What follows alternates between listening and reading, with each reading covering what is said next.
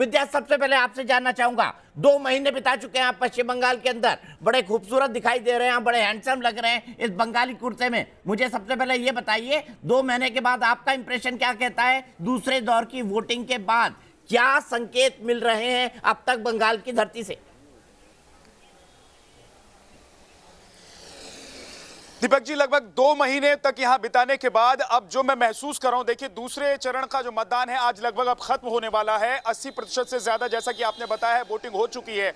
2 महीने में इतना बंगाल बदल गया है कि आप समझिए कि दीदी जी इतनी कॉन्फिडेंट 2 महीने पहले नजर आ रही थी, उनका कॉन्फिडेंट कहीं ना कहीं हिलता हुआ नजर आ रहा है और उसकी बानगी, उसकी तस्वीर आज हमने देखी है। चाहे वो मीडिया के ऊपर हमला हो, चाहे वो बीजेपी के कार्यकर्ता या फिर बीजेपी के नेताओं के ऊपर हमला हो। दूसरी तरफ हमने देखा है कि बीजेपी के कार्यकर्ता जो पहले दबे हुए महसूस करते थे, बीजेपी के कार्यकर्ता जो मुखर नहीं थे, वो अब मुखर हो चुके हैं। तीसरी बड़ी बात दीपक जी, इस 2 महीने में यह हुआ है कि बड़ी संख्या में जो लोग डरे हुए ये सोच रहे थे कि क्या वो वोट कर पाएंगे या नहीं कर पाएंगे, पोलिंग बूथ पर जाकर उन्हें वोट करने में कोई खतरा तो होगा या नहीं होगा, अभी बड़ी संख्या में ऐसे लोग अपने घर से बाहर निकले हैं। और यही वजह है कि हमने देखा है कि वोटिंग प्रतिशत में एक रिकॉर्ड और इजाफा हमने देखा है, चाहे पहले चरण की बात कर लें, चाहे दूसरे चरण में अब तक जितनी वोटिंग हुई है। एक और बड़ी बात यह है पश्चिम बंगाल में जो मैं महसूस कर रहा हूं कि लोग कहीं ना कहीं बदलाव की तरफ बढ़ रहे हैं। देखिए, पहले दीदी को इस बात को लेकर कॉन्फिडेंट थी दीदी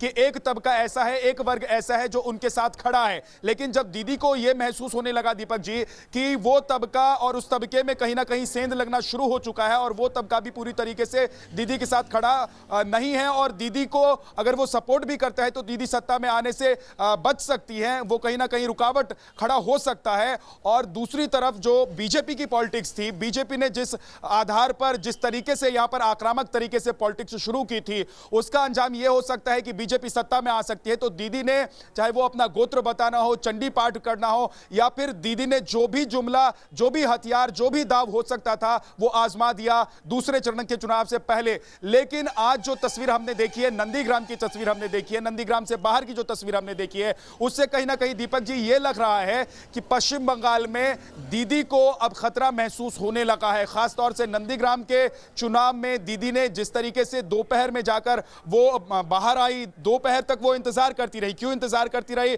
ये दीदी बता पाएंगी या टीएमसी के नेता आपके साथ बैठे हुए वो बता पाएंगे। लेकिन ये हैरान करने वाली बात थी कि दीदी बैठी रही दोपहर तक और दोपहर के बाद जब वो निकली उसके बाद हमने देखा कई जगहों पर हिंसा की खबरें आई। दूसरी तरफ बीजेपी ने अपने आप को मजबूत किया, बीजेपी ने एक भरोसा दिलाया लोगों में कि भाई आप वोट करने के लिए जाइए, खतरा नहीं है। सेंट्रल फोर्सेस जो यहां पर उतरी हैं, सेंट्रल फोर्सेस ने यह बात पुख्ता की कि भाई अगर आप वोटिंग करने के लिए आते हैं तो आप इत्मीनान से वोट कर सकते हैं। लोगों के अंदर मैंने देखा है कि कहीं ना कहीं यह विश्वास पैदा हुआ है कि अब बंगाल में उस तरीके से खतरा नहीं है जैसा कि पहले वोटिंग करते हुए उन्हें महसूस होता था। तो लोग बढ़ चढ़कर हिस्सा ले रहे हैं और बढ़ चढ़कर हिस्सा लेने के कई मायने हो सकते हैं। इस पर आप पैनल में बात कर सकते हैं दीपक जी। बिल्कुल।